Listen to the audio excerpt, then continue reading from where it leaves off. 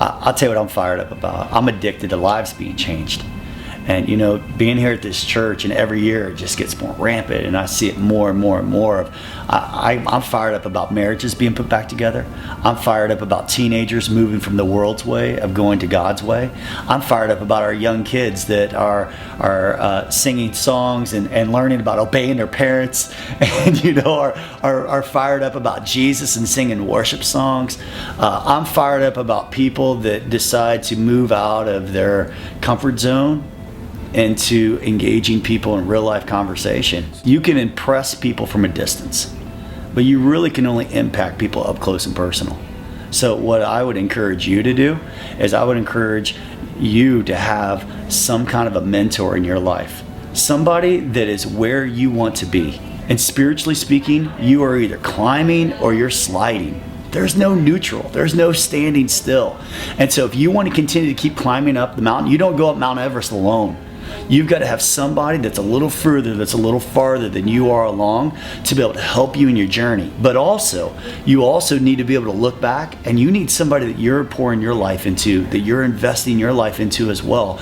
Because you got to learn, but you also got to return. And so I believe if we're going to make a mark, or we're going to make a difference with our life, it's about growing and it's about giving. It's about growing in our faith, growing through reading God's Word, through having spiritual conversations with people, but it's also about investing that back in other people as well. That's how we're going to make a mark, and that's how we're going to make a difference.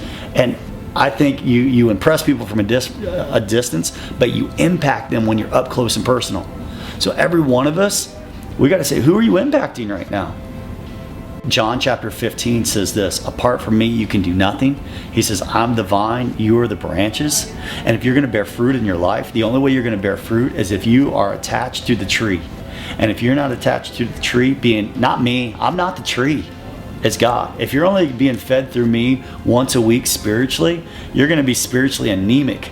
It's like eating once a week. That's not enough.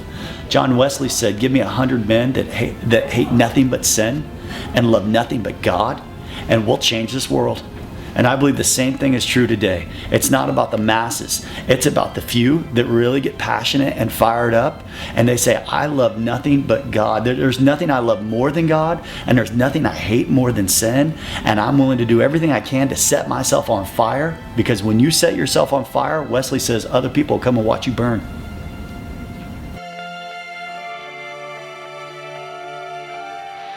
Set yourself on fire. No. Word of caution. Logically, you can only do it once, okay?